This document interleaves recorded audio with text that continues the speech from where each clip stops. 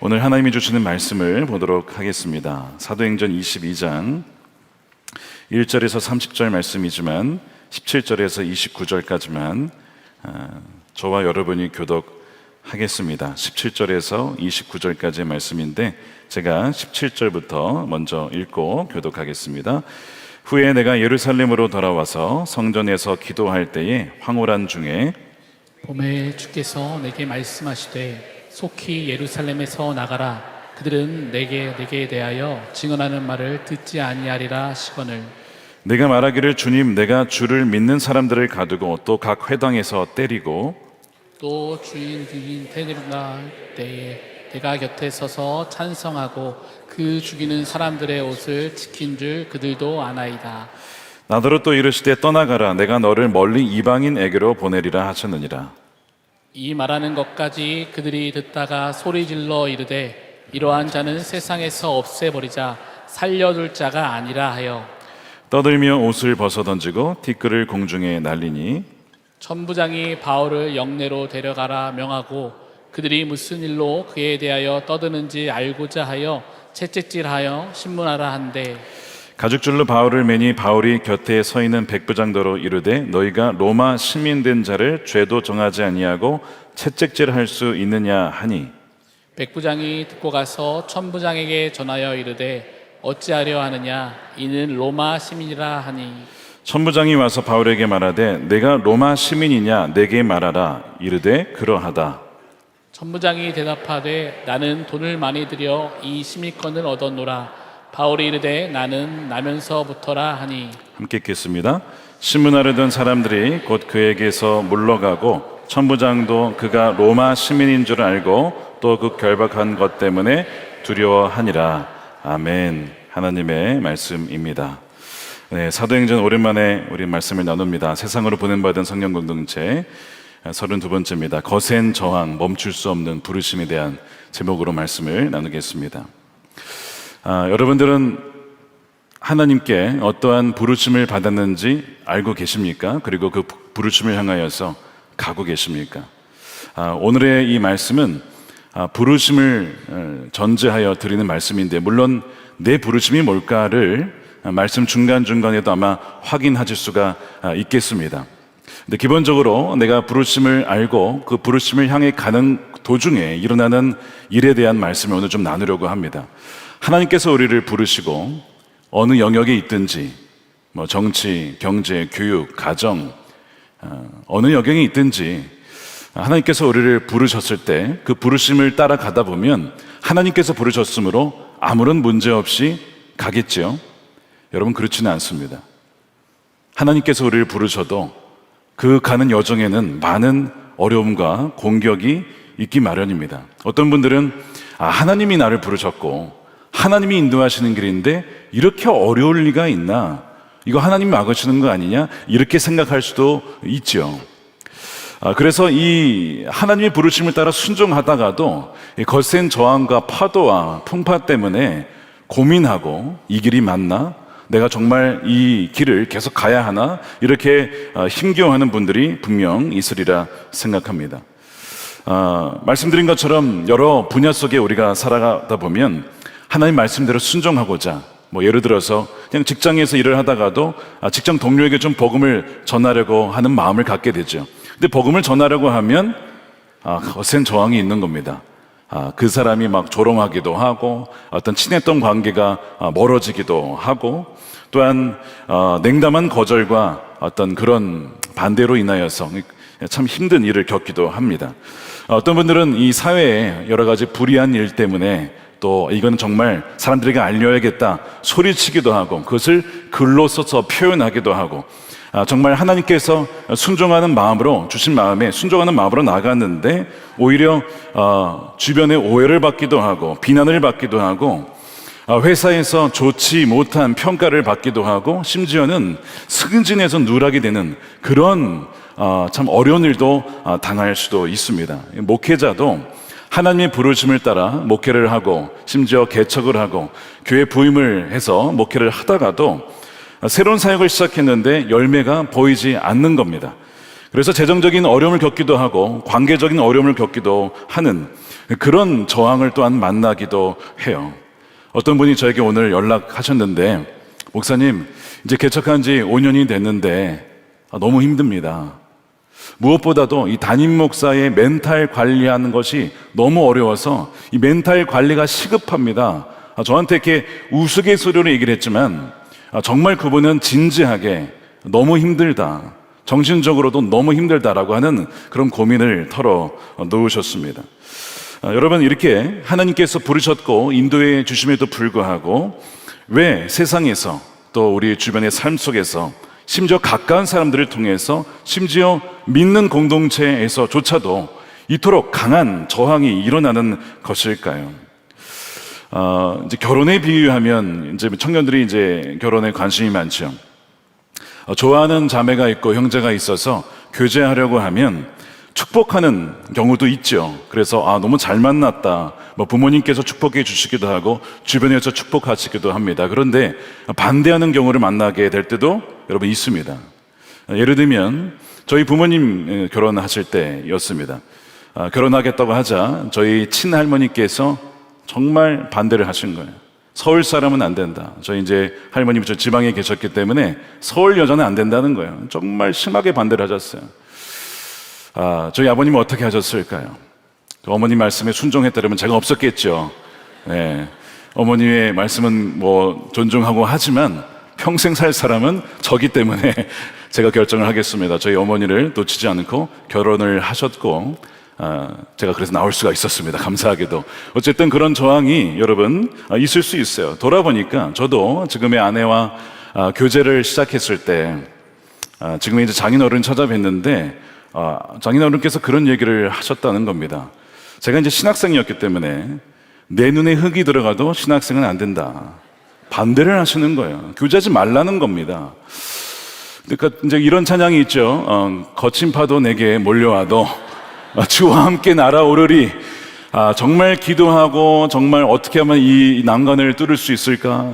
그래서 이제 찾아뵐 때마다 정말 좋은 인상으로 좀 웃으면서 정말 장인어른은 표현 안 했지만 어쨌든 이렇게 하면서 좋은 점수를 따서 나중에는 허락을 해 주셨고, 지금은 참 결혼 잘했다 이렇게 말씀을 해 주시곤 하십니다. 어쨌든 여러분, 결혼할 때에도 하나님의 뜻이 있어도 반대가 있을 수 있다는 겁니다. 저항이 있을 수 있다는 것이죠. 여러분, 하나님의 부르심이 분명해도 거센 반발이 있음을 인식하셔야 됩니다. 자, 우리가 21장을 다루고 이제 22장을 보고 있는데 21장 기억나십니까? 사도 바울이 예루살렘으로 가야 된다는 거예요. 그런데 주변에 기도하는 분들이, 아주 성령으로 충만한 분들이 반대하는 겁니다. 가면 결박당합니다. 가면 잡힙니다. 절대 가면 안 됩니다. 울면서 만류하는 거예요.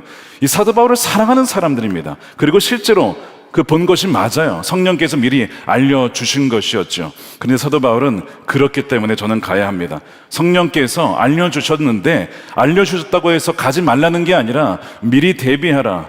너의 부르심 앞에, 너의 여정 앞에 어려움이 있을 거야. 그러나 내가 너와 함께 한다 라고 하셔서, 그래서 사도 바울은 그 모든 주위의 만류를 뒤로 하고 예루살렘으로 갑니다. 그리고 실제로 예루살렘에 가자마자 유대인들의 공격을 받고 또한 잡혀서 재판을 받게 되어지는 것이 바로 22장이 되겠습니다. 22장을 보게 되면 성난 군중들에 둘러싸여 있는 사도 바울을 보게 되죠. 어느 정도로 성나 있는지 사도 바울을 죽이려고 합니다. 자, 22절입니다. 이 말하는 것까지 그들이 듣다가 소리질러 이르되 이러한 자는, 자, 이 사도 바울을 가리킵니다. 세상에서 없애버리자 살려둘 자가 아니라 하여. 무엇이 이렇게 그토록 극심한 저항을 불러일으키는 것일까? 사도 바울은 그저 내가 예수님을 어떻게 만났는지 단지 그 회심의 그 과정과 이야기를 했을 뿐입니다. 내 삶이 어떻게 변했는지, 하나님께서 나에게 어떠한 부르심과 사명을 주셨는지 그것을 말했을 뿐인데, 이 군중들은 너무나 분노하여 지금 사도 바울을 죽이고자 하는 거예요. 자, 이 군중들이 왜 이렇게 분노를 하게 되었는가를 우리가 잘 살펴보면 우리가 부르심의 여정 중에 왜 이렇게 저항이 많은지도 여러분 살펴볼 수가 있습니다. 그리고 우리가 그것을 통해 통찰을 얻을 수가 있고, 또한 동시에 그 저항 중에도 우리가 멈추지 아니하고 나아갈 수 있는 힘이 어디서 오는지를 발견하게 될 줄로 믿습니다. 자, 오늘 이 말씀을 좀 살펴보고자 하는데요. 이 본문에 들어가기 앞서서 우리가 하나님이 부르심에 따라가다 보면 저항이 있다는 것이 성경 내내 나와 있다는 것을 여러분 발견하게 될 것입니다. 예를 들면 몇 가지 예를 들면 지난 수요일이었나요? 우리 이신우 목사님께서 모세에 대한 부르심의 본문으로 말씀을 전하셨어요. 하나님께서 떨기나무에서 모세를 부르셨고 내가 너를 바로에게 보낼 것이다. 그래서 이제 모세가 바로를 만나러 갑니다. 근데 바로의 마음이 어떻습니까? 굉장히 닫혀 있어요. 강팍한 마음으로 이스라엘 백성들을 보내려 하지 않습니다. 자, 이상하잖아요. 하나님이 너를 통해 내 백성들을 구원해낼 거야, 건져낼 거야 라고 하셨는데 갈 때마다 바로는 오히려 마음이 더 딱딱하고 굳어있고 절대 그렇게 할 수 없다라고 반대하는 겁니다. 자, 하나님의 부르심이 있었어도 그 과정 중에는 어려움이 있을 수 있다는 것을 보여주는 아주 단적인 예인 거죠. 다니엘은요, 여러분 기도하다가 기도했던 이유로 사자굴에 던져져서 죽을 뻔했습니다. 다니엘의 세 친구들은 역시 그 왕에 의해서 풀무불에 던져져서 왕의 명령을 어겼다는 이유로 신앙의 절개를 지켰다는 이유로 풀무불에 던져지는 그런 어려움을 당했습니다. 그러나 하나님께서 그들과 함께 하셔서 그 풀무불 안에서 그들이 죽지 않도록 보호해 주셨었지요. 우리가 사도행전 내내 살펴본 대로 베드로와 사도 요한 역시도 복음을 전하는 곳마다 죽을 뻔한 일들이 계속 있어 왔습니다. 그러니까 여러분, 부르심을 따라 산다는 것은요, 반드시 저항이 있다는 것을 아셔야 됩니다. 여러분, 그 저항이 오히려 어떻게 보면 내가 잘 가고 있구나, 하나님께서 나를 부르신 것이 맞구나, 그렇게 생각할 수 있는 그런 믿음이 여러분들에게 부어지게 되기를 축복합니다. 자, 그런데 왜 그러면 세상에 이런 거센 저항이 있는 것일까? 오늘 본문을 읽다 보면 몇 가지 원인이 등장하는데 첫 번째가 무엇이냐면 잘못된 종교적 열심 때문에 그런 저항이 있을 수 있다는 거예요. 여러분, 하나님에 대한 열심이 좋은 걸까요? 좋은 걸까요? 물론 좋죠. 근데 여러분, 하나님에 대한 열심이 나쁜 것일 수도 있을까요? 생각해 보세요. 하나님을 향하여서 열심을 갖는 거, 정말 충성을 다하는 것, 내가 하나님을 위한 것이라면 무엇이든 할 수 있어. 얼마나 귀해요. 우리가 오늘도 찬양도 했지만 그게 왜 나쁘겠어요? 근데 그게 굉장히 위험할 수도 있다는 겁니다. 물론 제가 말씀드린 것처럼 하나님을 향한 열심은 너무 귀한 겁니다. 그래서 민수기 25장에 보면 비느하스라고 하는 자가 나와요. 그가 어떤 일에 열심을 가졌냐면 이스라엘의 거룩함에 그냥 사명감을 가지고 있던 사람이에요. 그런데 이 발람에 의해서 속은 이 이스라엘 남자들이 이 모압의 여자들과 음란에 빠지게 됩니다. 그리고 우상에 참여해서 거기 음식을 먹게 되죠. 하나님이 가장 미워하시는 일이었어요. 그래서 비느하스가 뭘 했냐면, 참 끔찍하기도 하지만 창을 들고 그 음행에 빠져 있는 남녀를 창으로 찔러 죽입니다. 끔찍한 일이었죠. 그런데 그 일로 인하여서 이 이스라엘 진영이 임했던 이 전염병이 그치게 돼요. 하나님께서 이 비느하스의 행위를 인정하십니다. 잘했다라고. 그러니까 여러분, 이 본문을 읽을 때 이상하잖아요.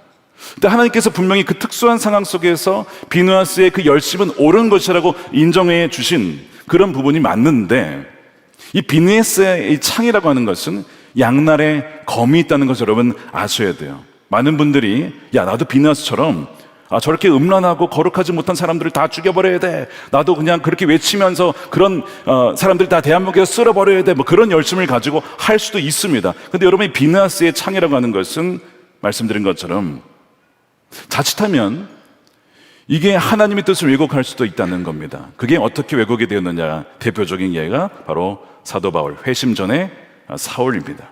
사울이 뭘 했습니까? 내가 하나님을 위하여 그리스도인들을 잡아 죽이겠다. 그 하나님을 위해 한 거예요. 그것이 하나님을 기쁘시게 하는 일이라고 확신을 가지고 했다는 것이죠. 그래서 오늘 22장 우리가 읽지는 않았지만 앞에 3절에 자신의 회심 이야기를 법정 앞에서 하면서 무슨 얘기를 하냐면, 나는 유대인으로 길리기아 다소에서 낳고 이성에서 자라 가말리엘 문화에서 우리 조상들의 율법에 엄한 교훈을 받았고 오늘 너희 모든 사람처럼 하나님께 대하여 열심히 있는, 비느하스처럼 그런 거룩한 열심이 있는 자였다는 거죠. 내가 이 돌을 복음이라고 하는 또한 예수 그리스도의 그 길을 박해하여 사람을 죽이기까지 하고 남녀를 결박하여 옥에 넘겼노니 그래서 스데반도 죽은 거 아닙니까? 뭐 때문에 죽은 겁니까?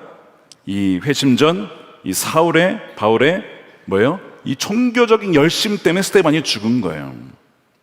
그러니까 여러분, 이 종교적인 열심이 잘못되면 정말 하나님의 부르심대로 살아가려고 하는 이들을 가로막는 그런 저항하는 자들이 될 수도 있다는 것입니다. 참 기가 막힌 일인 거예요. 그래서 지금 사도 바울을 향해서 지금 분노하는 예루살렘 백성들 역시도 잘못된 종교적인 열심으로 지금 사도 바울을 죽이려고 하는 것, 역사가 계속 반복되고 있는 것이죠. 저는 이제 가끔 유튜브를 볼 때 좀 섬뜩할 때가 있어요.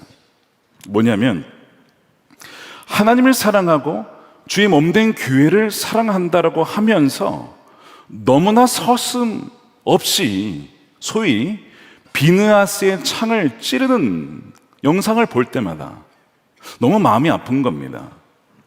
그래서 그 창이 사탄을 향해야 되는데 사람을 향하고 어떤 특정 사람을 향하고 그 마음을 아프게 하고 공동체를 갈라놓게 하는, 그렇게 쓰일 때마다 저 너무 마음이 아픈 거예요. 주님께서도 죄를 미워하라고 했지 그 죄인을 미워하라고 하진 않았는데 사람을 그렇게 증오하는 그 모습 속에 너무 마음이 아플 때가 참 많이 있습니다. 지금 사도 바울도 회심 전에 그러했고 이 군중도 지금 그렇다는 거예요. 왜 그러냐면 말씀드린 것처럼 종교적 자기 확신이 너무 깊어서 내가 틀릴 수도 있다라고 하는 것을 전혀 생각하지 못하기 때문에 그렇습니다. 그러니까 이것이 바로 저항의 뿌리가 될 수 있다는 거예요. 한편으로 보면 나도 사도 바울의 회심 전 모습처럼 또 오늘 이 사도 바울을 죽이려 하는 이 군중들 다 하나님 믿는 사람들이거든요. 그렇게 나도 되는 거 아닐까?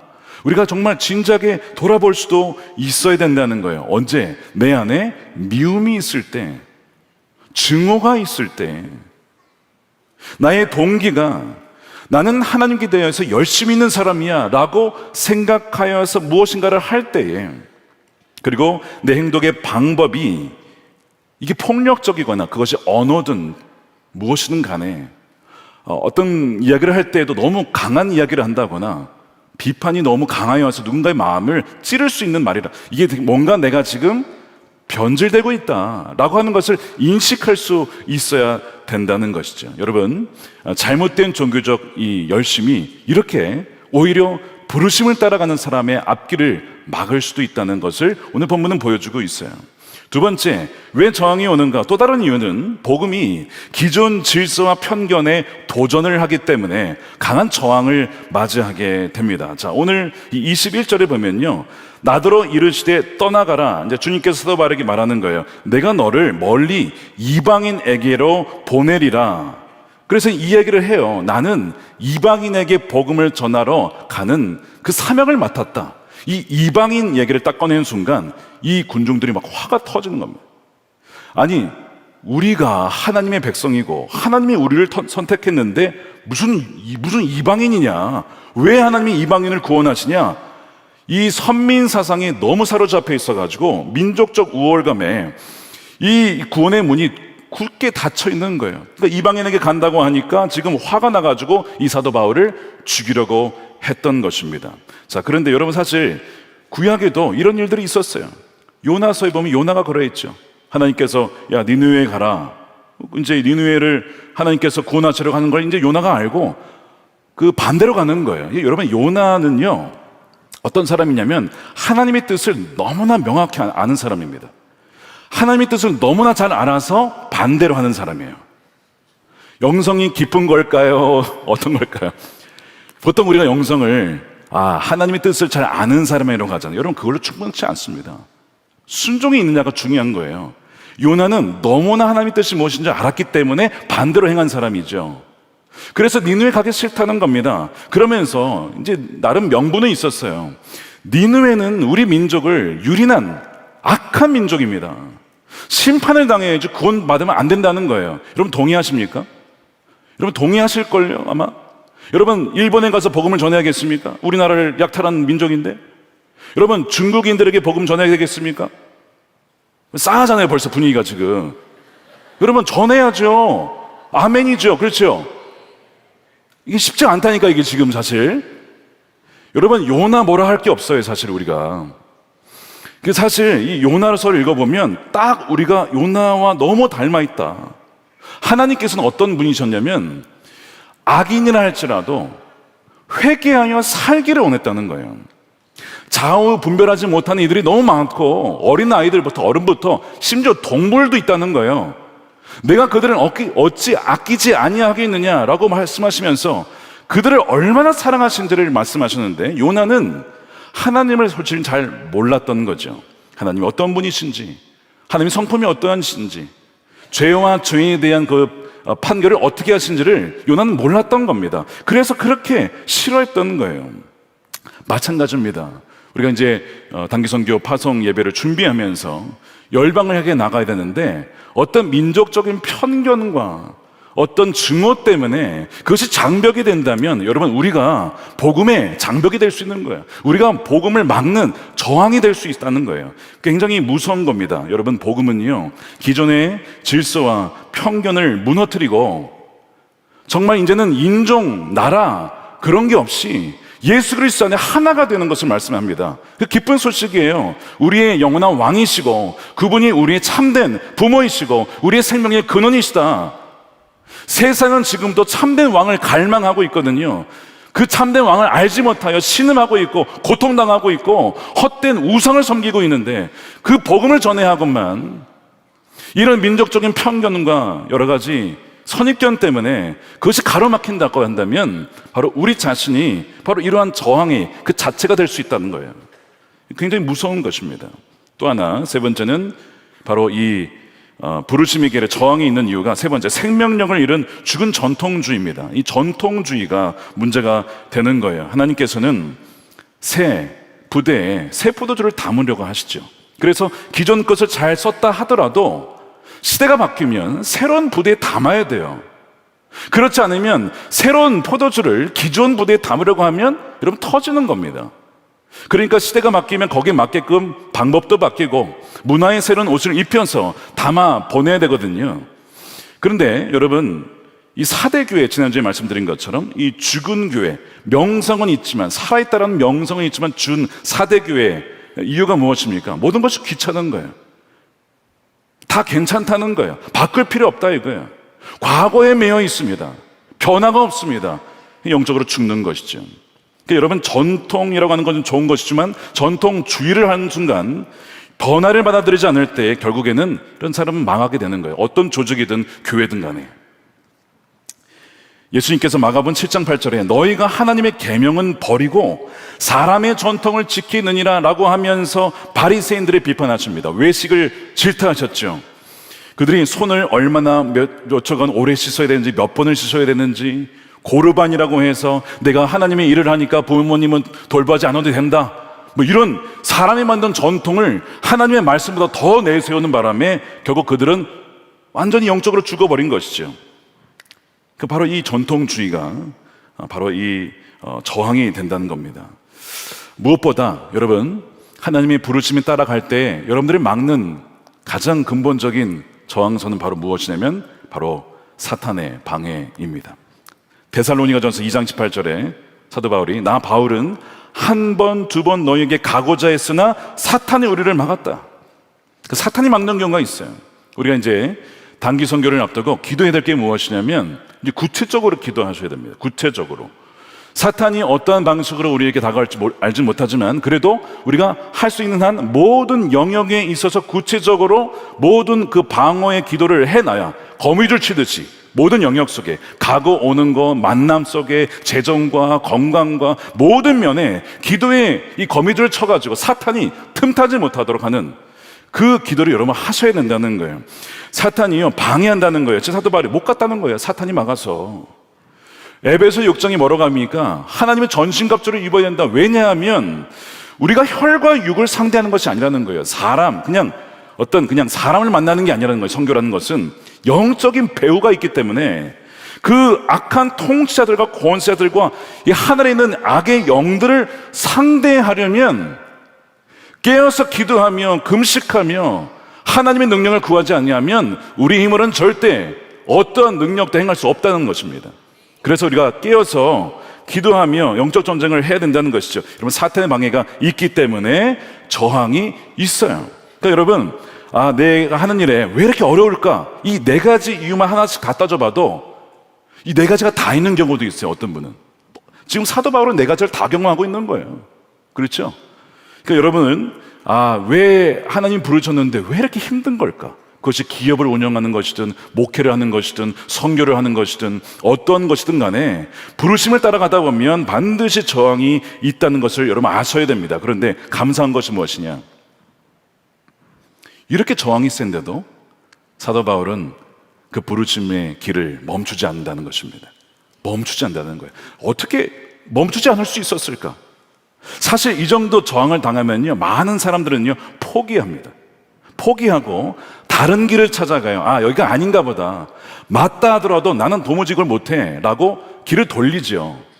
근데 사도 바울은 이 엄청난 저항을 받으면서도 오히려 담대하게 말씀을 계속 전하고요, 포기하지 않습니다. 도대체 그 비결이 뭐냐? 오늘 그 이제 이야기를 좀 나누려고 합니다. 그게 이제 본론인데요, 몇 가지를 얘기를 할게요. 여러분, 이 거대한 저항의 벽 앞에서 이 사도 바울을, 그리고 우리도 마찬가지입니다. 우리를 이렇게 굳건하게 세우는 것은 하늘로부터 임하는 멈출 수 없는 하나님의 그 부르심 그 자체에 있습니다. 하나님께서 여러분을 택하시고 여러분을 인도하신다는 그 부르심을 여러분 분명히 확고히 하시는 여러분 되시길 축복합니다. 자, 바울이 오늘 본문에 뭐부터 시작하냐면, 내가 이런 저항을 받지만 내가 포기 못하는 것은 이게 내가 한 게 아니다. 나로부터 시작된 일이 아니라 하나님이 나를 택하셔서 하신 일이기 때문에 이거 뭐 내가 할래 안 할래 그게 아니라는 거예요. 그 얘기를 지금 하고 있어요. 주님과의 그 만남, 그거를 지금 다시 한번 회상을 하고 있습니다. 여러분, 어려움이 있으십니까? 저항이 있으십니까? 하나님을 만났을 때, 여러분을 부르셨을 때, 여러분들에게 사명을 주셨을 때 그때를 생각해 보세요. 이게 나로부터 시작된 일이 아니라고 하는 것, 하나님이 나를 택하셨다고 하는 그 부르심을 굳건히 하셔야 된다는 거예요. 자, 그래서 다메섹에서 사울아 사울아 내가 나를 왜 받게 하느냐, 나는 나사렛 예수니라 하면서 그 빛 가운데 사도 바울을 만나 주셨죠. 그러면서 주님이 나를 택하셨구나, 너는 나의 택한 그릇이라고 말씀을 하시며 그를 붙잡아 주시는 거야. 이것이 가장 중요한 첫 번째, 그가 거센 저항에도 멈추지 않냐고 나아가는 부르심의 그 원동력의 첫 번째는 바로 주님께서 나를 부르셨다라고 하는 겁니다. 종종 저에게 가끔 목사님 힘들지 않으세요? 라고 물어봐요. 그러면 저는 그런 얘기를 합니다. 힘들지요, 어렵지요. 그런데 저는 믿습니다. 하나님이 저를 여기 세우셨다는 것을 믿기에 두려워하지 않습니다. 염려하지 않습니다. 제가 선택한 게 아니고, 제가 제 힘으로 가는 게 아니고 주님이 부르셨기에 주님이 책임지신다. 여러분, 이게 가장 중요한 거예요. 두 번째 뭔지 아십니까? 두 번째, 사도 바울이 이제 두 번째, 내가 이 멈출 수 없는 이 부르심을 향해 나가는 두 번째 이유를 무슨 얘기를 하냐면 동역자들이 있다는 겁니다. 사도 바울이 이제 회심한 다음에 그 다음에 아나니아가 와서 그에게 와서 주님께서 주신 말씀을 다시 한번 확정을 하시죠. 확정을 하면서 그의 부르심을 다시 한번 견고하게 세워줍니다. 그것이 오늘 본문의 14절입니다. 그가 또 이르되 우리 조상들의 하나님이 너를 택하여 너로 하여금, 이게 아나니아 얘기예요, 자기의 뜻을 알게 하십니다. 자, 하나님의 뜻을 알게 하시고 그 의인을 보게 하시고 그 입에서 나오는 음성을 듣게 하셨으니 내가 그를 위하여 모든 사람 앞에서 내가 보고 들은 것의 증인이 되리라. 주님으로부터 직접 들었을 뿐만 아니라 사랑하는 동역자를 통해서 다시 한번 그 부르심을 재확인시켜 주시는 거예요. 다시 한번 견고하게 붙잡아 주는 것이죠. 그래서 어떠한 저항이 있어도 이것은 나의 뜻에 의해서 내가 내 힘으로 목표를 정해서 가는 것이 아니라 하나님이 부르셨고 또한 하나님의 사람들을 통하여 확증을 주셨기 때문에 나는 여기서 멈춰줄 수 없다. 그리고 멈출 의향도 없고 나에게 능력이 없지만 하나님이 공급해 주신 힘으로 나아간다라고 그가 고백을 하는 것입니다. 여러분 주위에 여러분들을 위해서 기도하는 분들이 있잖아요. 우리 목사님들도 계시고 전사님도 계시고 여러분 지역장님과 속장님과 진짜 여러분 주위에 여러분들을 응원하고 다시 한번 부르심을 확증하고 경고해 주는 분들이 있다는 것입니다. 그리고 여러분들이 그러한 분들이 되어 주셔야 된다는 거예요. 제가 나중에도 말씀드리겠지만 공직사회에서 뭐 교육계든 뭐 정치계든 진짜 크리스천들이 많은 고통을 당합니다. 어려움을 당해요. 근데 그때마다 주위의 동역자들이 함께 기도해주고 붙잡아주기 때문에 끝까지 가는 분들이 참 너무나 많이 있어요. 저와 여러분들이 그러한 믿음의 동역자로서 격려해주고 기도해주는 그런 아름다운 관계로 끝까지 믿음의 경주를 완주하게 되기를 주님의 이름으로 축원드립니다.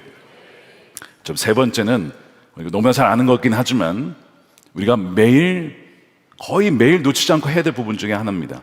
말씀과 기도로 확증을 받는 거예요. 자, 사도 바울이 오늘 본문에 무슨 얘기를 하냐면, 자, 하나님이 나를 부르셨다. 첫 번째. 두 번째, 동역자를 통해서 아나니아와 바나바를 통해서 계속 격려를 받았죠. 세 번째는 기도하는 가운데 또한 기도하는 가운데 말씀으로 다시 한번 계속 그 부르심에 대해서 하나님께서 방향을 정해주시고 확정해주시고 격려해주시고 두려워하지 말아라 계속 말씀해 주시는 거예요.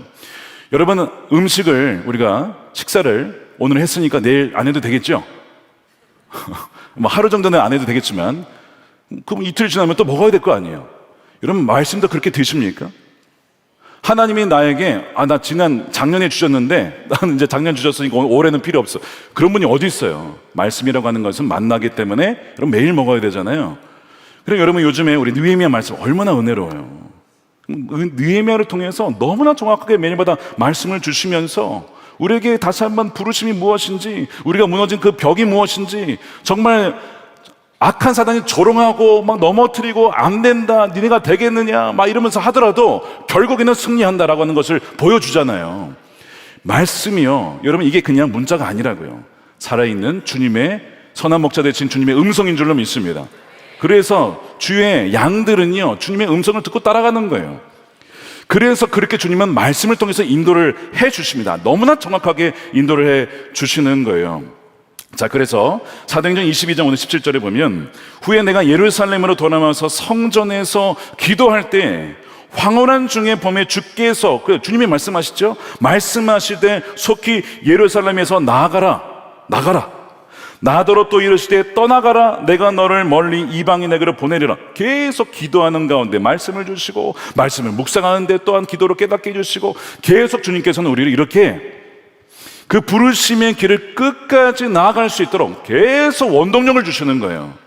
우리에게는 없지만 생명의 양식이 거기에 있고 성령이 우리 함께 해주시니 우리 뭐가 두렵겠습니까? 계속 가게 되는 것이죠. 최근에 한 성도님이 저에게 지난 한 2년 반 동안 당신이 하나님의 인도하심을 그리고 부르심을 어떻게 인도함 받았는지를 저한테 공유를 해주셨어요. 이제 자기가 이제 몇 년 전에 이 교회에 오셨다는 거예요. 오면서 와가지고 하나님께 받은 은혜가 너무나 커서 하나님께 진짜 너무 감사를 드렸는데 정작 그 말씀이 통로되신 목사님께는 그 얘기를 안 해드렸다고 하면서 저에게 이제 공유를 해주신 겁니다. 그래서 제가 무슨 내용인가 노트를 봤더니 2023, 2024, 2025년도에 주일 예배, 금요 성령 집회, 그 다음에 뭐 선교 세미나, 뭐 다윗 공동체, 뭐 여러 가지 이제 예배가 있잖아요. 이렇게 그러면 그 예배 때 주어졌던 성구 영정 예배, 뭐 전도 축제 카드까지 그 말씀들이 다 다르잖아요. 이렇게 그렇죠? 그러면 마치 이렇게 퍼즐 조각처럼 다 다르단 말이에요. 이게. 근데 이거를 하나의 방향으로 싹 모아놨어요. 그분들이 그걸 기록을 해놓은 거예요. 예를 들면 2024년 5월 12일 마태복음 7장 24절, 2024년 7월 9일 말씀 기도회 베드로전서 2장 25절, 2024년 7월 14일 주일 말씀 믿음의 한 사람의 판세를 바꾼다, 2025년 2월 16일 주일 말씀 하나님을 상자에 가두려 하지 말아라, 2025년 3월 16일 금성 영원한 가치의 인생을 걸라. 자, 거기에 주요 말씀들을 딱딱 적어놨는데 이게 일정 방향으로 자신을 하나님이 몰고 가시고 인도하신다는 그분이 아신 거예요. 그를 기록한 노트를 확인해 이렇게 보여주신 겁니다. 저도 읽어보니까 너무 신기한 거예요. 각각의 다 다른 말씀과 환경과 기도에 같았는데 퍼즐이 모이니까요, 여러분, 그림이 되는 거예요. 그림이 한 방향을 향해 있는 겁니다. 그분이 그러면서 주님이 저를 어디로 인도하시는지를 분명히 알았습니다. 말씀을 하시더라고요. 근데 저는 가끔 이제 이런 얘기를 들어요. 목사님, 어떤 이야기 뭐 누구 알고 하시는 거죠? 전 처음 듣는 내용인데요. 그분은 누구신가요? 저렇게 물어봐요. 무슨 얘기냐면 그냥 주일 말씀이고 어떤 뭐 새벽 말씀이고 뭐 수요일의 말씀인데 그게 꼭 자기의 어떤 상황에 정확하게 주시는 말씀이라는 거예요. 너무나 신기하다는 거죠. 여러분, 주님께서는 우리를 그렇게 정확하게 말씀으로 인도해 주시는 분이십니다.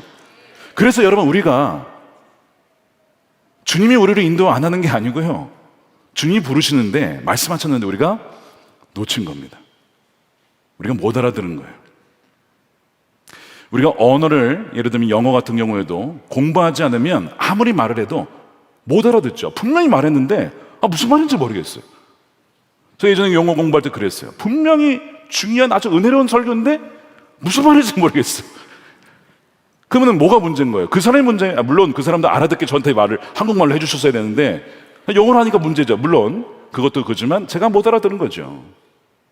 주님께서는 다양한 방법으로 특히 말씀과 기도와 환경을 통해서 말씀하십니다. 불구하고 우리가 못 알아들은 겁니다. 그러니까 다시 한번 여러분, 이 여러 가지 저항과 어려움 속에서 주님은요, 우리에게 격려도 하시고 그 방향이 맞다, 아니다, 돌아가라, 잠깐 기다려라, 진짜 너무 정확하게 말씀해 주시는데 이제 지금 이전 것은 지나갔으니 보라 새 것이 되었다. 이제 오늘부터 새로 다시 나는 놓쳤다 싶으면 괜찮습니다. 오늘 이 저녁부터 주의 음성을 듣는 여러분 되시길 축복합니다. 내 양은 내 음성을 듣느니라. 그렇게 따라갈 때에 정말 생명의 길로 끝까지 가게 된 여러분 되리라 분명히 믿습니다. 자, 그것이 세 번째요. 자, 그럼 네 번째, 이제 오늘의 이제 결론입니다. 사도 바울이 그 많은 저항 속에서도 이 멈출 수 없이 이 부르심을 따라 갈 수 있었던 네 번째가 무엇이냐?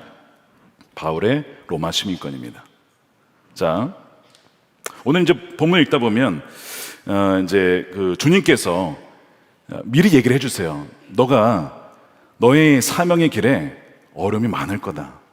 복음을 전하면 안 듣는 이들이 거의 대다수일 거야. 미리 얘기를 해주세요. 자, 그것이 18절이에요. 보면 주께서 내게 말씀하시되 속히 예루살렘에서 나가라. 그들은 내가 내게 대하여 증언하는 말을 듣지 아니하리라. 뭐 이런 내용이 어디 있어요? 이런 거죠. 설교하면 아무도 은혜를 받지 않을 거야. 이런 내용이 한마디로. 그 정도가 아니라 심지어 막 돌 던진 사람이 있을 수 있어.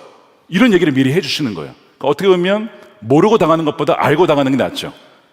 예를 들어 집회로 어디 가는데 오늘 아무도 은혜를 안 받을 겁니다. 미리 준비를 가면 마음에도 어렵지 않는데 기대를 했다가 아무도 아멘을 안 하면 힘들잖아요. 미리 말씀을 해주시는 거예요. 그러면서 이런 어려움이 있긴 하지만 너는 그래도 전해야 돼. 너는 전해야 되고 그 중에 많지는 않지만 그래도 소중한 열매들이 맺혀질 거야. 그리고 그 사람을 통해 나의 나라는 임하게 될 거니까 숫자에 너무 신경 쓰지 말아라. 하나님께서 뭐 숫자로 일하시나, 뭐 기도원과 300용사도 그랬지만 사람은 많은 숫자로 하나님은 일하시는 분이 아니잖아요. 미리 말씀을 하시고 그 다음에 그런 어려움이 있겠지만 그리고 많은 저항이 있고 심지어 너를 죽이려고 하는 것도 있겠지만 미리 너에게 내가 준 게 있어. 여러분, 그게 로마 시민권입니다. 자, 오늘 막 죽이려고 하고 막 이제 때리려고 하는데 사도 바울이 뭐라고 합니까? 나 로마 시민권자라는 거예요. 사람들 깜짝 놀랍니다. 네가 로마 시민권자라고? 그러면 로마 시민권이면 적당한 아주 적법한 절차를 통해서 재판을 받아야 됩니다. 그냥 막 때리거나 뭐 그럴 수가 없어요. 그러니까 이 로마 시민권이라는 건 대단한 어떤 법적인 권한을 주는 것이죠. 그래서 그가 이렇게 얘기를 하죠. 28절에 이제 천부장이 얘기를 합니다. 나는 돈을 많이 들여서 이 시민권을 얻었다. 너가 그렇게 돈이 많았냐? 사도 바울이 뭐라고 하냐면 나는 태어나서부터 받았다. 너는 돈 주고 샀지 나는 남은 사부터 로마 시민권자였어. 이런 얘기를 하는 거예요. 시문하려던 사람들이 곧 그에게서 물러나고 천부장도 그가 로마 시민인 줄 알고 또 그 결박한 것 때문에 두려워하니라. 자, 많은 저항이 있었는데 주님께서 이미 미리 장치를 해주신 게 그가 태어날 때부터 로마 시민권자로 태어날 수 있도록 해 주셨다는 거예요. 그래서 로마 시민권자로서 그가 어떠한 불이익을 당하지 않으면서 로마 황제까지 복음을 전할 수 있도록 미리 마련해 주신 하나님의 놀라운 예비하심과 섭리하심이었다는 것이죠. 그래서 그의 부르심이 결코 좌절되지 않고 그 목적에 맞게끔 끝까지 나아갈 수 있도록 하나님이 준비해 주셨다는 겁니다. 그래서 23장에 가면 주님이 뭐라고 하시냐면 죽음의 위협을 당할 때에 이렇게 말씀을 하세요. 11절에 그날 밤에 주께서 바울 곁에 서서 이르시되 담대해라. 내가 예루살렘에서 나의 일을 증언한 것 같이 로마에서도 증언하여야 하리라 하시니라. 그러니까 이 로마까지 가서 증언하기 위하여서 너에게 이미 이 시민권도 준 것이고 하니까 걱정하지 마. 여러분, 로마에서 증언하려면 이 시민권을 가진 바울이 훨씬 더 유리했다는 거예요. 베드로는 그것이 없었어요. 요한도 없었습니다. 다소라고 하는 이 로마령에 태어나서 로마의 시민권을 가지면서 히브리어, 아람어, 헬라어, 문화 다 능통한 거예요. 어느 지역을 가든지 복음을 그냥 능통하게 양적 언어로 다 할 수 있는 그런 사람이 사도 바울이었죠. 그래서 하나님은 사도 바울이 이제 여기 앞에서 섰을 때까지 한 거의 50년, 60여 년 그 이상을 이미 준비해 주신 거예요. 바로 이 날을 위해서 수십 년을 전부터, 아니 창세 전부터 준비해 주셨던 것이죠. 누구를요? 사도 바울을. 그리고 여러분들을. 여러분들의 지금까지 여러분들이 자라온 환경과 배경과 모든 것이 하나님의 그 부르심에 맞게끔 완전히 그 커스터마이징 돼서 세팅됐다는 거 여러분 아십니까? 이런 이야기가 있죠. 사람이 온다는 건 실은 어마어마한 일이다. 그는 그의 과거와 현재와 그리고 그의 미래와 함께 오기 때문이다. 한 사람의 일생이 오기 때문이다. 설교자들 사이에서는 이런 얘기를 합니다. 설교 준비하는데 얼마 걸리셨습니까? 50년 걸렸습니다. 이래. 본인의 나이에 될 때까지. 이 말씀을 준비하기 위해 하나님은 저를 50년간, 저 같은 경우 이제 46년간 준비해 주셨습니다. 이렇게 말씀하는 거죠. 여러분도 마찬가지예요. 지금이 여러분의 인생에 오기까지 우연이 아니라는 거예요. 특별한 하나님의 섭리 가운데, 계획하신 가운데 왜 북한이 아니고 중국이 아니고 일본이 아니고 미국이 아니고 대한민국에 태어나셨습니까?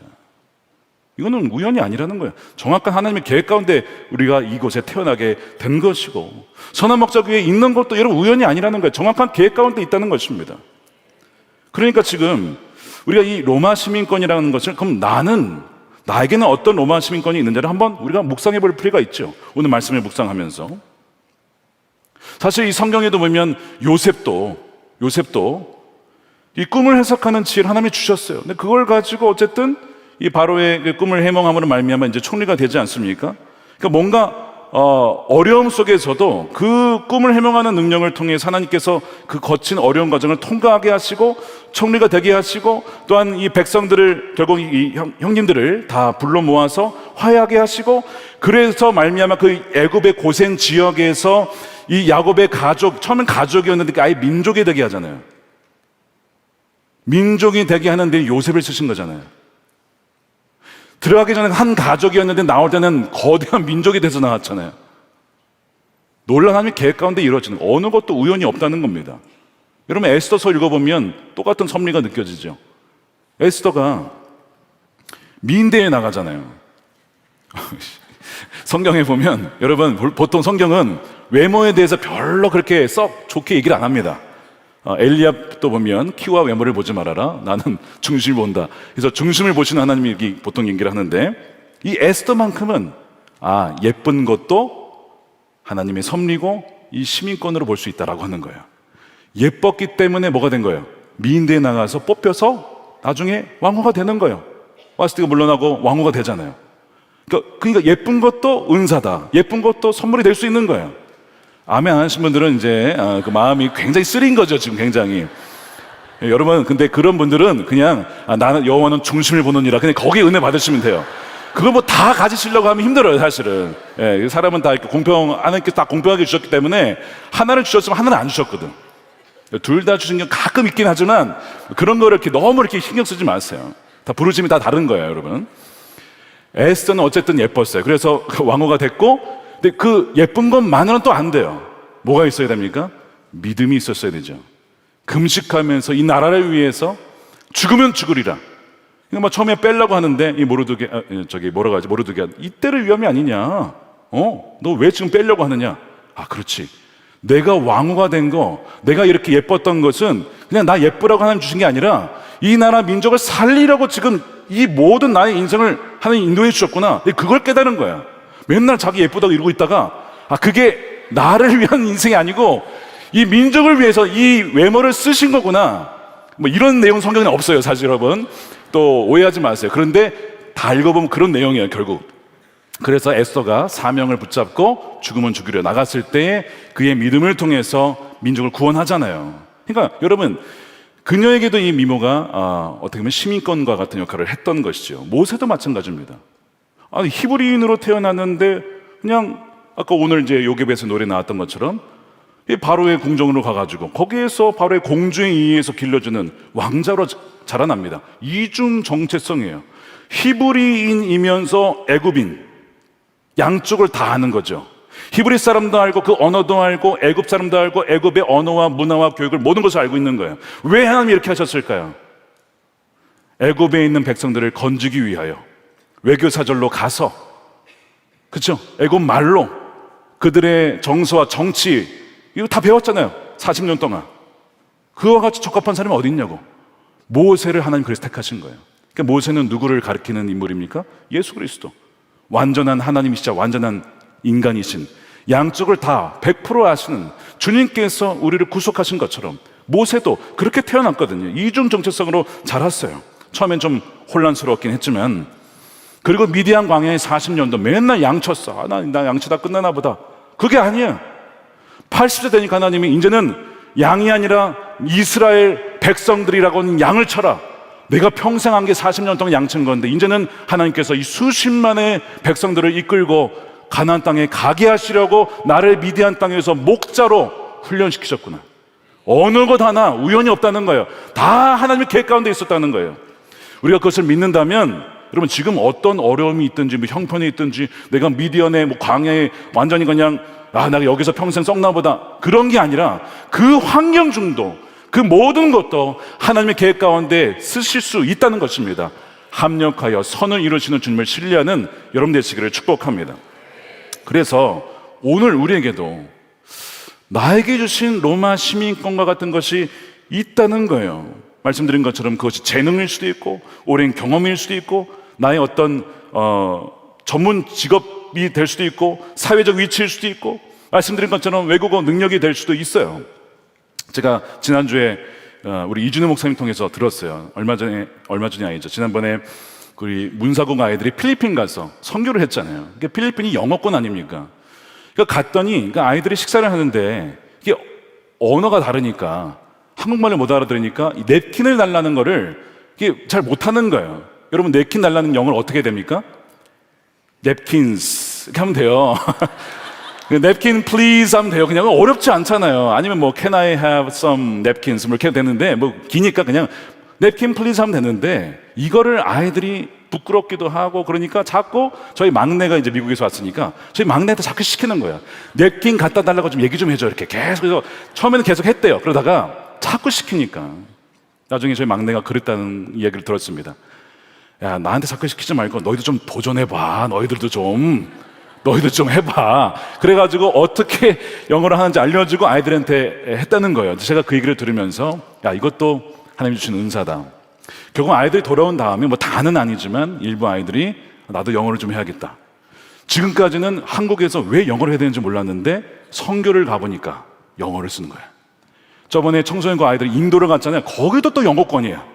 그러니까 어딜 가나 영어를 쓰니까 영어를 배우면 복음을 전할 수 있구나. 그러면 영어를 해야지. 그래가지고 일부 아이들이 굉장히 지금 영어에 빠져 있다는 얘기를 들었어요. 여러분, 언어도 여러분 하나의 시민권처럼 하나님이 나에게 어떤 주신 재능을 통해 복음을 전하게 하시려고 하는 것일 수 있다는 것이죠. 어떤 분은요, 나에게는 그런 것이 없습니다 라는 분이 있을 수 있어요. 저는 배우지도 못했고 저는 불우한 환경에서 자랐습니다. 저희 가정은 넉넉하지 못했습니다. 목사님 이야기를 들으면 공감이 잘 되지 않습니다. 아마 그런 분들이 분명히 계실 겁니다. 근데 여러분, 우리가 약점이라고 생각했던 부분, 그리고 고통스러운 과거의 경험, 근데 그것이 또한 하나님께서 주신 시민권일 수 있습니다. 제가 교회에서 아내와 함께 사역하는 것이 몇 개가 있는데 그 중에 하나가 행복플러스 가정사역이고, 저희 아내가 이제 전담해서 하는 것이 마더와이즈라고 하는, 오늘 이제 수료를 다 했습니다. 근데 이제 같이 이렇게 강의를 해보면 제 강의보다 아내 강의에 더 은혜를 받습니다. 약간 시기가 나긴 하지만, 근데 그거는 어쩔 수가 없어요. 왜 어쩔 수 없느냐? 제가 자라는 환경과 가정 환경과 저희 아내의 가정 환경이 다릅니다. 소위 저희 아내의 가정은 가난하고 불우했고 정말 많은 아픔과 상처가 있는 가정에서 자랐어요. 세상에 접으면 전혀 드러내고 싶지 않은 거죠. 자랑하고 싶지 않은 겁니다. 그런 시민권은 별로 받고 싶지 않겠죠. 그런데 그 아픔과 상처들이 주 예수 그리스도의 십자가의 복음 안에서 치유되고 회복이 되었을 때에 오늘날 깨어진 많은 가정들이 오히려 그 아내의 간증과 그 고백을 통해 치유를 경험하는 것을 많이 봤습니다. 헨리 나우엔이 유명한 책이죠. 상처 입은 치유자라는 책에서 상처 입은 치유자가 누구냐를 이렇게 정의를 내립니다. 상처 입은 치유자란 자신의 깨어짐과 아픔을 통해 타인의 아픔에 깊이 연결되고 그 경험을 바탕으로 진정한 공감과 연대 속에서 치유적인 관계를 맺어가는 사람을 의미한다라고 하면서 예수 그리스도를 그 모델로 삼습니다. 예수님은 십자가에서 고난과 죽음이라고 하는 가장 깊은 상처를 통해 우리 인류에게 구원과 치유와 생명을 주셨잖아요.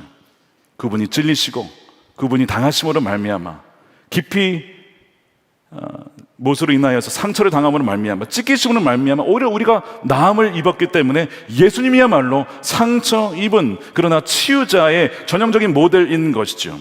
그러므로 여러분들의 삶에 아픔이 있으십니까? 상처가 있으십니까? 근데 여러분, 그 상처가 사명이 될 수 있고 그 상처가 바로 하나님이 악을 선으로 바꾸셔서 예비하신 로마 시민권일 수 있다는 거예요. 그런 점에서 보면 사실 누구나 다 그것이 하나씩 있다는 것을 여러분 발견하시게 될 거예요. 자, 그러면 우리가 부르심을 따라가다 보면 여러 가지 저항을 당할 때 그것을 생각하셔야 돼요. 하나님이 나를 부르셨구나. 하나님이 나를 찾아오셨지. 성경에 보면 인간 누구도 스스로 하나님을 찾을 수 없는데 하나님이 찾아오지 않으시면 아무도 하나님 만날 수가 없는데 내가 주님을 안 것은 주님이 나를 택하셨다는 것이지. 그게 첫 번째예요. 두 번째는 뭡니까? 주변에 동역자들이 있다는 거. 아나니아와 또한 바나바 같은 동역자들을 통해서 그냥 포기할까 하면 그냥 옆에서 아니야, 너가 그곳에 있는 것은 우연이 아니야, 우리가 함께 기도하고 있어 해주는 그런 동역자들이 있기 때문이고, 세 번째 또 뭡니까? 말씀과 기도를 통해서 잊을만 하면 또 말씀 주시고 잊을만 하면 기도를 통해서 또 깨닫게 하시고 주님께서 우리를 이끌어 가시고, 네 번째 로마 시민권을 예비하셔서 나도 몰랐는데 그것이 있었어, 사명의 완수를 위해서 끝까지 달려갈 수 있도록 이렇게 다양한 방법을 통해서 나가기 때문에 아무리 거센 저항이 있어도 우리의 부르심은 멈출 수가 없는 줄로 믿습니다. 제가 몇 년 전에 어떤 분으로부터 이야기를 들었어요. 공교육에 계시는 분이에요. 이분이 공교육의 교육과정을 담당하시는 분이신데 저에게 기도 부탁을 하시고 저희 중보기도위원회에 기도 부탁을 하셔서 함께 기도를 한 적이 있습니다. 다음 세대를 위한 국가 교육과정 개발이라고 하는 그 현장 속에 하나님을 알고 성경적인 가치관을 이 교과과정 안에 그래도 이렇게 너무 드러낼 수는 없지만 그런 바탕으로 교제가 만들어질 수 있도록 하는 사명을 가지신 분입니다. 그것이 나의 부르심이고 나의 사명이다라고 이제 아는 분이 이제 이메일을 주셨어요. 근데 그렇게 나아가고 하면 하나님께서 힘주시고 아무런 저항이 없어야 주실 텐데 얼마나 반대가 많고 저항이 많고 조롱이 많은지. 그분이 이런 얘기를 해요. 지난 1년 넘게 하나님을 대적하는 세력이 얼마나 많은지 마음 아프게 지켜봤습니다. 유물론, 하나님이 없다는 거죠. 그냥 물질이 다다. 진화론에 근거한 내용들이 다음 세대가 배우게 되는 교육과정에 걸러지지 않고 돌아가는 상황 속에 교육과정에 대한 회의마저 들었습니다. 그러면서 그런 얘기도 하시는 거예요. 진화학회, 진화론을 만든 학회가 있나 봐요. 거기 소속된 기독교인들이, 무슨 얘기지? 아까 진화학회에 소속된 기독교인들이 전면에 배치되어서 이들이 반대하는 기독교인들에게 자신들이 대응하겠다, 그런 얘기를 또 했다는 거예요. 그래서 이런 얘기를 겪으면서 이분이 너무 마음이 심령이 상하지고 어떤 생각을 했냐면, 이건 안 된다, 그만둬야겠다. 하나님이 나를 교육계에 부르셨지만 이거 다윗과 골리앗 싸움 아닌가, 이건. 그래서 이제 포기하려고 하는 과정 속에 너무나 절망 속에 있었지만, 이제 어느 날 우연히 저희 온라인 예배를 드리다가 말씀을 듣는데 제목이 잊혀진 부르심을 회복하라, 이런 제목이었어요. 그게 아마 아브라함 시리즈였을 겁니다. 첫 번째. 그 말씀을 딱 듣는 순간, 너 왜 부르심 잊으려고, 너 왜 하란에 머물러 있으려 하냐. 근데 아브라함이 이제 가나안 땅에 가야 되는데 하란에 갔다가 거기에 몇 년을 머물러 주저앉아 있습니다. 거기 내려가질 않고. 그 말씀을 들으면서 하나님 자신을 책망하신 거예요. 근데 동시에 격려를 하시면서, 너 혼자 있는 거 아니야. 내가 너를 불렀고 너희 주위에 동역자들이 있고 넌 끝까지 이 길을 가야 돼 라고 그 말씀을 들으면서 또 하나 전혀 생각하지 못했던 말씀을 하시더랍니다. 그게 뭐냐면, 너는 왜 그들을 위해서 기도하지 않느냐? 에? 그들이요? 누구? 진화학회에 있는 분들? 그들이요? 그들을 위해서 기도하라고요? 그래, 그들을 위해서 기도해라. 너무 충격을 받아요. 근데 한 번도 기도를 해본 적이 없어요. 늘 싸울 생각만 했지 그들을 위해 기도할 생각은 전혀 하지 못했다는 겁니다. 그동안 동료 연구자들을 판단하고 정죄하고 비판했던 자신의 교만함을 그날 회개하게 되고, 그들을 위한 기도를 비로소 시작을 했다면서 저에게 말씀하시기를, 목사님, 이런 저를 위해 기도해 주시고 이런 교육과정이 정말 성경적인 과정으로 잘 될 수 있도록 교회에 기도 부탁을 좀 해주세요.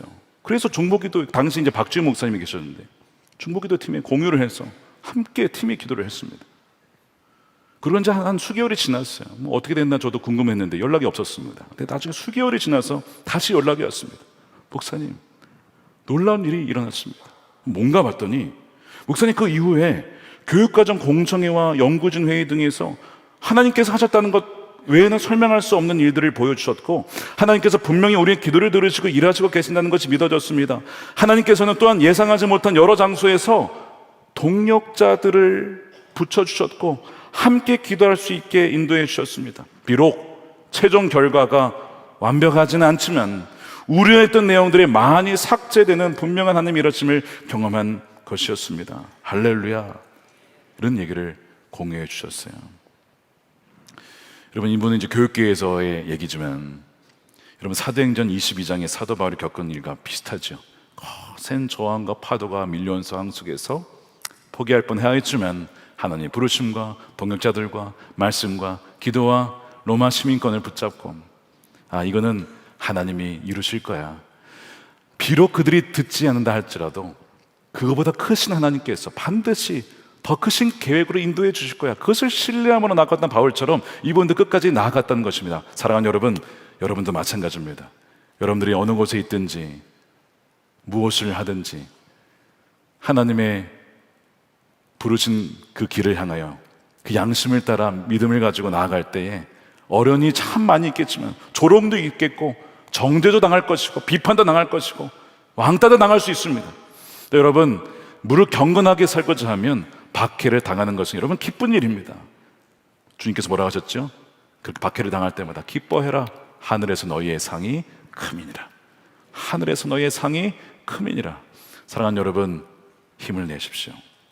거센 저항이 다가와도, 파도가 밀려와도 하나님의 부르심에 여러분 포기하지 마시고 끝까지 한 걸음 한 걸음 주님과 함께 손 꽉 붙잡으시고, 아니, 주님이 우리 손을 꽉 붙잡으시고 놓지 않고 그 길을 끝까지 가게 하실 것입니다. 그래하여 오늘 이 부르심을 다시 한번 계획하며, 다시 한번 돌아보며, 사람이 마음으로 우리가 계획할지라도 우리의 발걸음 인도하신 분이 주님이시고 우리의 앞길에 이미 주님께서 앞서가셔서 인도하시니 그 주님만을 붙잡고 끝까지 사명의 길을 달려나가시는 저와 여러분들이 되시기를 주님의 이름으로 축원드립니다. 우리 함께 찬양하겠습니다. 우리 내 평생에 가는 길 1절 2절 부르고 우리 주품에 함께 찬양하겠습니다.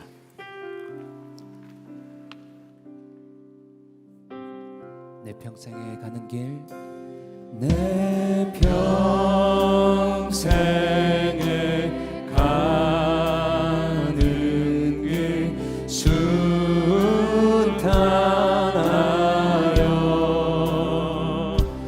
늘 잔잔한 강 같은지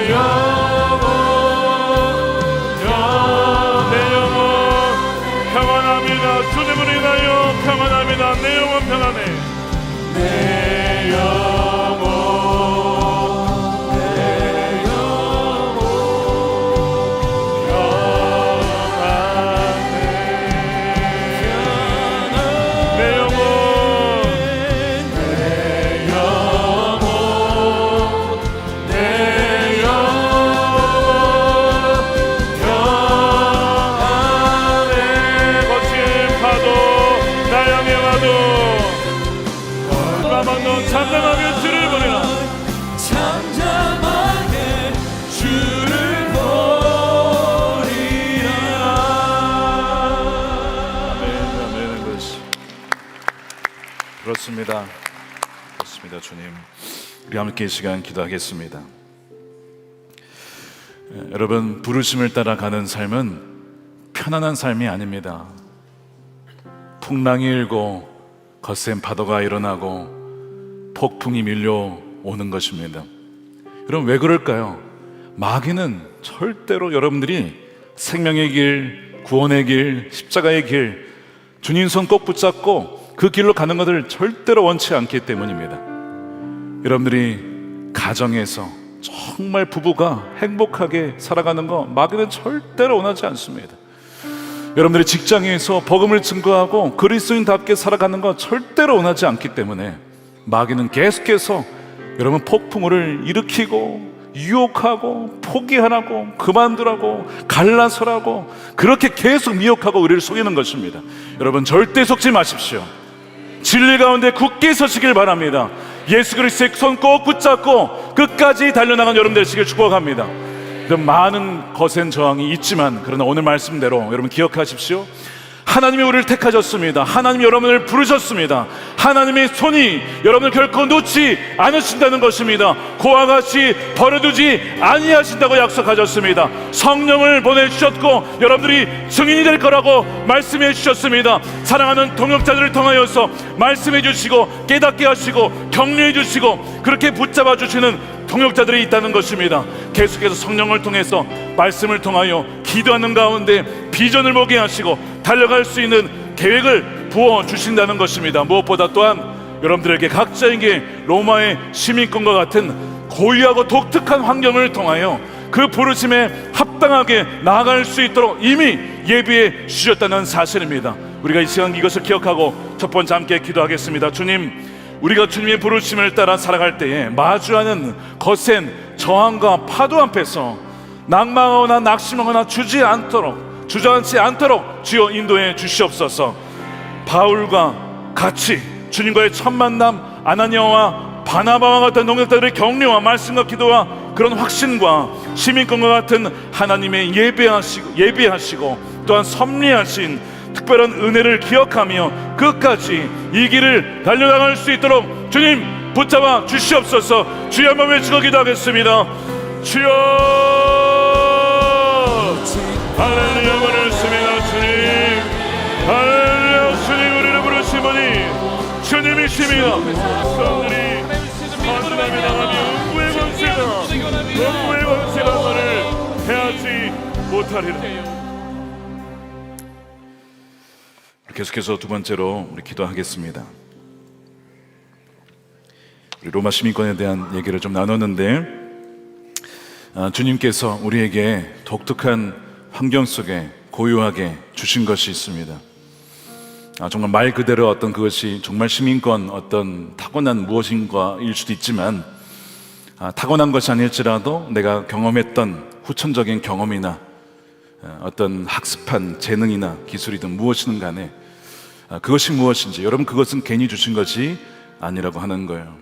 오늘 이날을 위해서 하나님께서 미리 바울이 태어나기 이전부터 아니 그 많은 지역 중에 왜 다수라고 하는 시민권이 태어나면 부여되는 그곳에 태어나게 하셨냐고요. 하나님이 계획 가운데 그 땅에 보내시는 것이죠. 마찬가지로 우리가 대한민국에 있는 것도 태어난 것도 우연이 아니라고 하는 것입니다.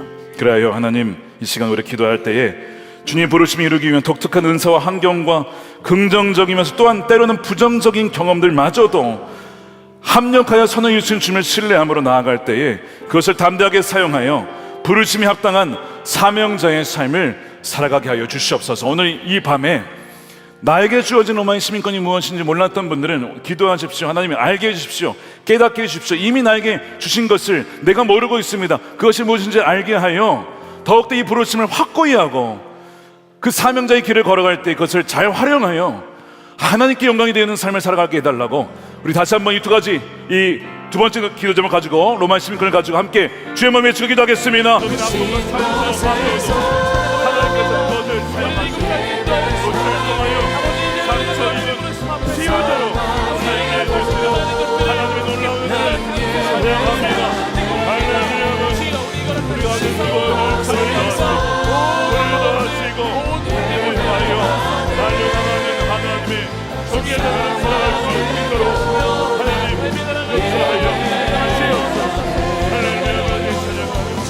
곳에서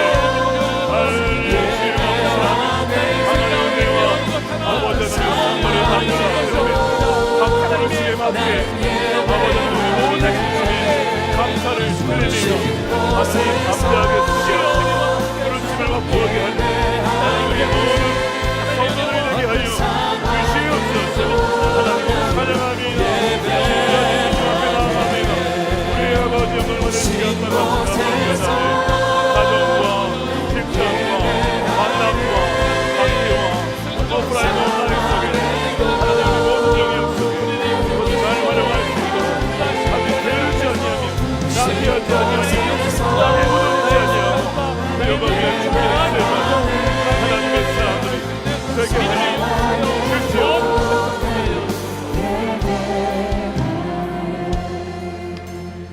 네, 오늘은 우리 강대상 위에 올라와서 강단 위에 올라와서 여러분 기도하실 수가 있겠습니다. 특별히 부르심에 대해서 분별하고자 하는 분들, 또 여러 가지 어려운 저항 속에서 그것을 돌파하시고자 하는 분들 특별히 나오셔서 기도하시면 좋겠고요. 오늘 또한 기도가 필요하신 분들 나오시면 목사님들께서 여러분들을 위해 주의 마음으로 기도해 드리도록 하겠습니다. 우리 세 번째로 기도하겠습니다. 사도 바울이 오늘 22장을 가만히 읽어보면 정말 많은 저항이 있었지만 끝까지 잃지 않은 것이 또 하나 있었습니다. 그것은 무엇이냐면 사랑입니다. 사랑. 자신을 죽이려고 하는 이들마저도 그들을 불쌍히 여기고 긍휼히 여기고 정말 그들이 돌아서기를 원하는 마음으로, 애절한 마음으로 끝까지 사랑의 태도로 일관했다는 거예요. 왜 그럴 수 있었을까요? 자기도 과거에 그러했거든요. 근데 그런 나를 주님이 버리지 않으셨어요. 저놈은 안 되겠다, 저놈은 아직 싹수가 노랗구나 라고 하지 않고 찾아와 주셨어요.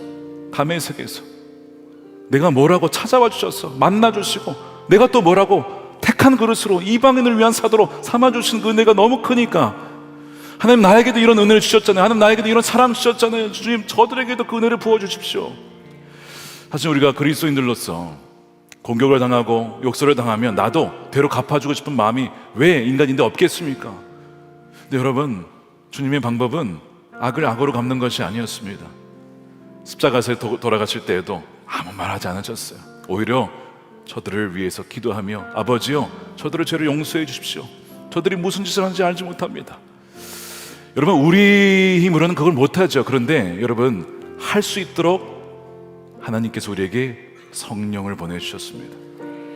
우리 안에 있는 성령님께서 악을 악으로 갚지 않고 원수를 원수로 갚지 않고 사랑으로 대하며 그 사랑의 용광로에 그 모든 차가운 마음이 녹아질 수 있도록 우리에게 그 성령을 통해 보내주셨습니다. 여러분들이 미워하는 동료가 있습니까? 여러분들을 핍박하는 사람이 있습니까? 여러분들을 해코지하는 사람이 있습니까? 그것이 가족입니까? 그것이 친척입니까? 친한 친구였습니까? 배신을 당하셨습니까? 우리는 그들을 이 시간 생각하면서 주님, 이 시간 주님이 주시는 힘과 그 성령의 그 사랑의 능력으로 또한 사도 바울이 그렇게 사랑을 대했던 것처럼 우리도 이 멈출 수 없는 부르심을 따를 때 그 저항 속에서 바울처럼 반대하는 이들마저도 긍휼히 여기는 그리스도의 사랑으로 우리에게 채워주시기를 원합니다. 성령의 지혜와 담대함으로 그 사랑과 진리를 능력 있게 전하며 닫힌 마음을 열고 생명을 이끄는 통로로 주님, 우리를 사랑의 사도로 사용해 주시옵소서. 이 진실된 기도로 마지막 우리 주여 한번 외치고 기도하신 후에 자유롭게 기도하시다 돌아가도록 하겠습니다. 주여 한번 기도하겠습니다.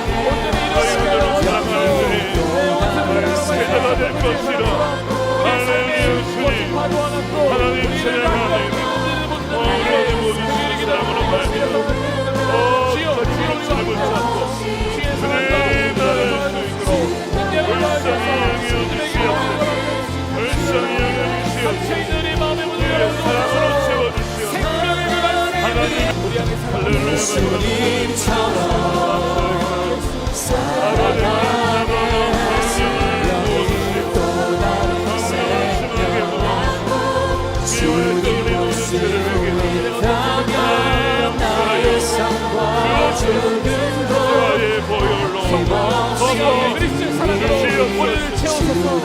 힘없이 시사네. 주의 말씀을 믿으며